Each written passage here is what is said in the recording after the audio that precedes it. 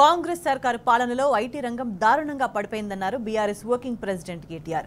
IT ఎగుమతులు క్షీణించడం తీవ్ర ఆందోళన కలిగిస్తోందన్నారు. 2022లో 57,706 కోట్లు ఉన్న ఐటీ ఎగుమతులు 2023-24లో 40,285 కోట్లకు పడిపోయాయని ఆవేదన వ్యక్తం చేశారు. హైదరాబాద్, తెలంగాణ రాష్ట్ర అభివృద్ధికి ఆజ్యం పోసే కీలకమైన ఇంజిన్ ఐటీ రంగమని కేటీఆర్ గుర్తు చేశారు. ఐటీ ఎగుమతులపై ప్రభుత్వం తాజాగా విడుదల చేసిన ట్రెండ్స్ పై ఆయన తన అభిప్రాయాన్ని పంచుకున్నారు.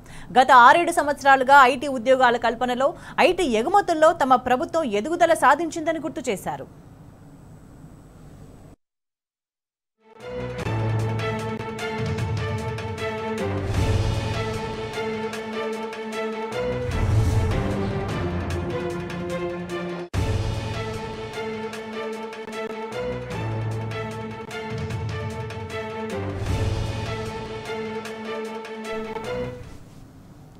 తెలంగాణలో కొత్త ఐటీ ఉద్యోగాలు 2022-23తో పోల్చితే మూడింట ఒక వంతుకు పడిపోయాయన్నారు. 2022-23 కాలంలో ఐటీ ఎగుమతులు 57,706 కోట్లుగా ఉంటే అది 2023-24 కాలంలో 26,948 కోట్లకు పడిపోయిందన్నారు. అదేవిధంగా ఐటీ ఉద్యోగాల కల్పన 2022-23 కాలంలో 1,27,594గా ఉంటే 2023-24 కాలంలో 40,285కు పడిపోయిందన్నారు. అనేక పాత్ బ్రేకింగ్ విధానాలు, టీఎస్ ఐపాస్, సింగిల్ విండో విధానాల వల్లే బీఆర్ఎస్ ప్రభుత్వం ఈ రంగంలో అపూర్వమైన వృద్ధిని సాధించిందని కేటీఆర్ అన్నారు.